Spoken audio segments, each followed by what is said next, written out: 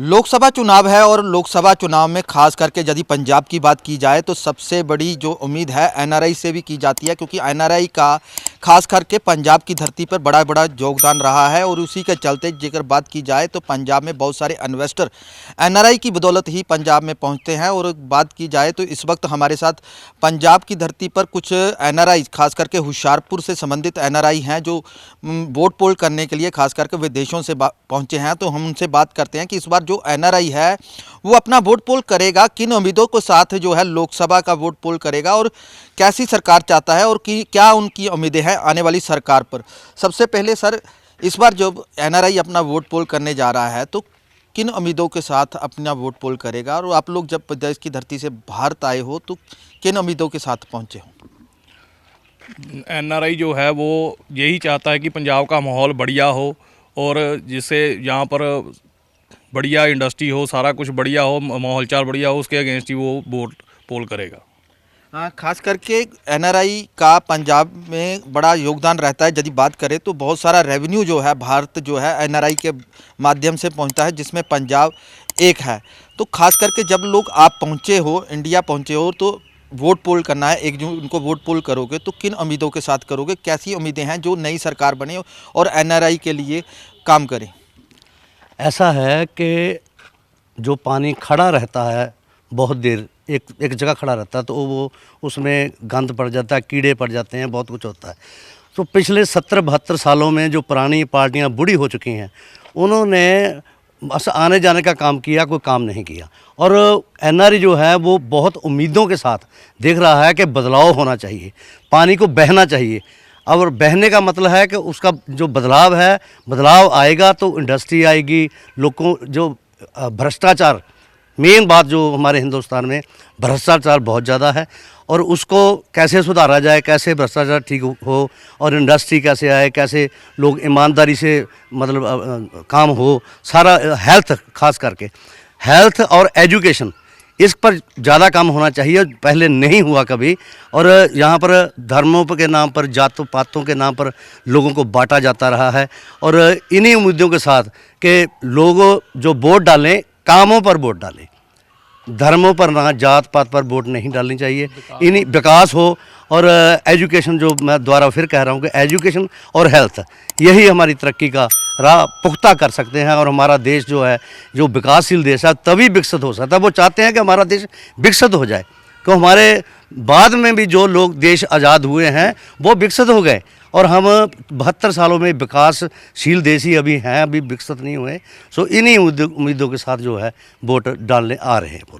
क्या लगता है कि 72 साल आज़ादी के हो चुके हैं लेकिन अभी तक विकास नहीं हुआ? बहुत सारी इंफ्रास्ट्रक्चर की बात करें तो बहुत सारी रेल लाइन बिछी हैं, सड़क यातायात बना है, एजुकेशन सेक्टर पे काम हो रहा है, हेल्थ सेक्टर पे काम हो रहा है, लेकिन आप कह रहे हो कि अभी तक विकास नहीं हुआ। तो क्या लगता है कि जब एनआरआई अब इस बार अपना वोट पोल करेगा तो यही उम्मीद लेकर करेगा या कोई और अन्य उम्मीदें हैं जो एनआरआई के लिए होती हैं और उन पर काम करेगा?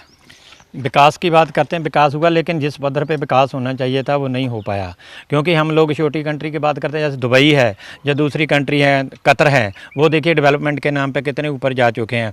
उनका कारण क्या है कि उनके जो नेता हैं वो ईमानदारी से काम करते हैं। लेकिन हमारे इधर वोट लेने के बाद वो सभी भूल जाते हैं, यही होता है कि हमारा परिवारवाद बढ़े, जहाँ परिवारवाद से ऊपर उठ के हाँ जनता को वोट करना चाहिए। और दूसरी बात यह है कि यूथ को आगे लाना चाहिए। यूथ जो है ना वो बढ़िया रिज़ल्ट दे सकता है। और जैसे दूसरी कंट्री अमेरिका में, कनाडा में जो हुआ है कि एजुकेशन और हेल्थ के, जब भी बच्चा पढ़ता है 12वीं तक, बच्चे का जो भी है खर्चा वो सरकार उठाती है। लेकिन हमारे इधर परिवार वालों, पंजाब चाहे इंडिया में, जैसे देखिए यहाँ पर प्राइवेट स्कूल हैं या दूसरे स्कूल हैं, उनमें जो बच्चे के माता पिता हैं उनका शोषण हो रहा है। जो भी कमाई करते हैं वो बच्चे को बढ़िया एजुकेशन दिलवाने के लिए करते हैं, लेकिन इतनी ज़्यादा फीसें होने के बावजूद वो सारी अपनी कमाई उनमें दे देते हैं। इसलिए हमें जो सरकार चाहिए वो एजुकेशन, हेल्थ और डेवलपमेंट पे काम करे, उसके लिए हमें वोट करना है। क्या लगता है कि डेवलपमेंट के नाम पे जो आप लोग जब वोट करेंगे पोल, तो जब वोट पोल करेंगे तो कैसा प्रधानमंत्री की सोच रखते हो? ਜਦੋਂ ਅਸੀਂ वोट पोल करेंगे ना, हॉनेस्ट ईमानदार प्रधानमंत्री होना चाहिए। जैसे सरदार मनमोहन सिंह जी होए, वाजपेयी भी ठीक ਸੀਗੇ, ਪਰ ਹੁਣ ਜੋ ਹੈ ਪ੍ਰਧਾਨ ਮੰਤਰੀ ਦੇ ਕੰਮ ਨਹੀਂ ਠੀਕ। क्या लगता है कि प्रधानमंत्री तो ਪ੍ਰਧਾਨ ਮੰਤਰੀ ਦੀ ਡਿਊਟੀ ਹੁੰਦੀ ਹੈ ਲੋਕ ਸੇਵਾ ਹੁੰਦੀ ਆ, ਨਾ ਕਿ ਐਵੇਂ ਹੀ ਹੋਰ ਪਾਸੇ ਤੁਰੇ ਫਿਰੋ ਜਿਨ੍ਹਾਂ ਦਾ ਕੋਈ ਫਾਇਦਾ ਹੀ ਨਹੀਂ ਹੈ। ਪਬਲਿਕ ਆ ਗਰੀਬ ਮਰ ਰਿਹਾ, ਆ ਰੂੜੀਆਂ ਤੇ ਨਿਆਣੇ ਚੁਗਣ ਡਏ, ਬੱਚੇ ਨਿੱਕੇ ਨਿੱਕੇ ਸਵੇਰੇ ਦੇਖੋ ਨਾ ਤੁਸੀਂ ਬਾਜ਼ਾਰਾਂ ਜਿਹੜੇ कूड़ा करकट पिया उत्थे न्याणे चुगण रहे हो। उनका भी सुधार होना चाहिए ना, बच्चों को कोई उन्हें कोई बनने चाहिए हॉस्टल को बढ़िया ना बेनीफिट मिले। बिल्कुल, यदि सरकार बने तो बहुत सारे सुधार होने चाहिए, प्रधानमंत्री से बहुत सारी उम्मीदें होनी चाहिए। क्या लगता है कि प्रधानमंत्री ने जो कार्य किए वो लोगों के हित के लिए नहीं थे? नहीं थे। क्या है, जो हमारा होशियारपुर डिस्ट्रिक्ट है पंजाब में, बहुत क्वालिफाइड बच्चे हैं, पढ़े लिखे बच्चे हैं, किसी को रोजगार नहीं। कोई सेंट्रल गवर्नमेंट की जो पॉलिसी आती है इंडस्ट्री के लिए तो अपने रिश्तेदारों को दे देती है। किसी भी ऐसा नहीं है कि पंजाब में लगी पंजाब को दिया जाए, पंजाब को नहीं मिलती। पंजाब के बच्चे फिर बेरोजगार हो जाते हैं, वो विदेशों में चले जाते हैं, विदेश जाकर वो तरक्की करते हैं। वो सोचते हैं कि जब हम इधर हमारा कदर है, इंडिया में क्यों नहीं कदर हमारी हो रही। बहुत दुख लगता है, इसलिए वो चाहते हैं कि बदलाव हुए, सरकार वो बने जो बच्चों को विदेशों को ना जाने दे, यही काम सबको मिले। लेकिन इंफ्रास्ट्रक्चर की बात करें तो पंजाब में इस बार बहुत सारे रोड जो है 4 लाइन हो रहे हैं, नेशनल हाईवे बन रहे हैं, रेल यातायात के जाल बिछ रहे हैं। तो क्या लगता है कि प्रधानमंत्री ने इस लेवल पे जो काम करके दिखाए वो काम कम है? नहीं, कम है, क्योंकि आप देख रहे हैं हमारा जो किसान हमारा है उसकी कदर नहीं है इधर। वो किसानों को धक्का दिया जाता है, जो वो उपजाऊ करता है जिम्मे सभी के अपना काम करता है उनको धक्का दिया जाता है। यही काम अगर विदेशों में हो तो बड़ी कदर होने वाली है किसानों की। इधर किसान की कदर नहीं है।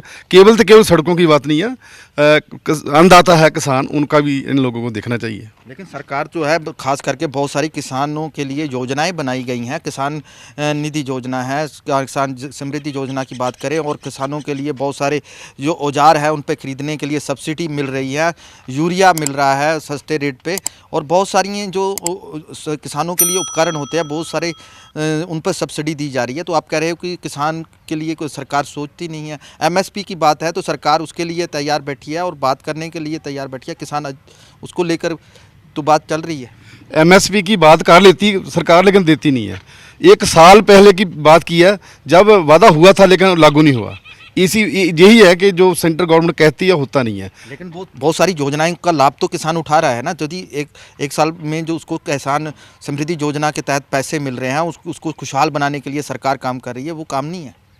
एमएसपी है ना, सबसे पहले एमएसपी देखना पड़ेगा, क्योंकि जब तक उनको भाव अच्छा नहीं मिलेगा किसान वो सफल नहीं हो पाएगा अपने काम। मंडियों में वैसे मंडियों में रोल रहा जो बाजार में चीज़ 50 की मिलती है वो किसान को मिलता है 5 रुपए की मिलती है।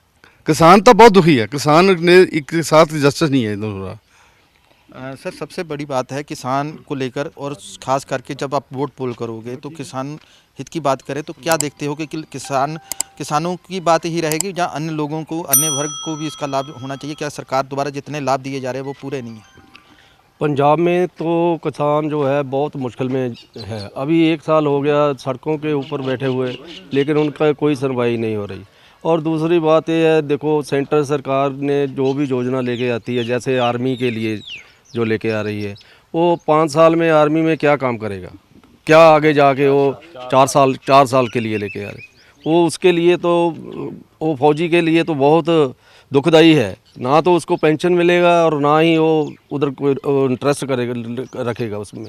इसलिए कुछ योजना ऐसी हैं जो सरकार सही नहीं कर रही। एनआरआई होने के नाते आप क्या चाहते हो कि सरकार को किन योजनाओं पर ध्यान देना चाहिए जिससे लोगों को फ़ायदा हो, और ख़ास करके आने वाले समय में एनआरआई जो विदेश से बाहर रहते हैं वो उनको फ़ायदा हो, जब वो भारत आएँ तो उनको उसका लाभ मिल सके? एनआरआई तो जब इंडिया में उतरता ही है तो उसको पता चल जाता है हम बहुत गरीब कंट्री में हैं, लेकिन ऐसा नहीं था पहले। अभी क्या है, जो अभी मैं खुद दुबई में 22 साल रह के आया है, उधर मैंने देखा है भाई इंडिया में और उसमें बहुत फ़र्क है। देखो उसका डेवलपमेंट देखो, दुबई 1972 में आज़ाद हुआ और हमारा 1947 में, उसकी पोजीशन आज देखो और इंडिया की देखो। उसका कारण क्या है, जो सेंटर में सरकार है वो अपना घर तो भर रही है लेकिन लोगों की तरफ नहीं देख रही। लोग क्या बोलते हैं, क्या चाहते हैं, वो हर बार वोट तो करते हैं, क्या करें, किसको डालें। जिसको भी डालते हैं वो उसका नतीजा यही निकलता है, आखिरकार हमारा इंडिया जो है बहुत पीछे है।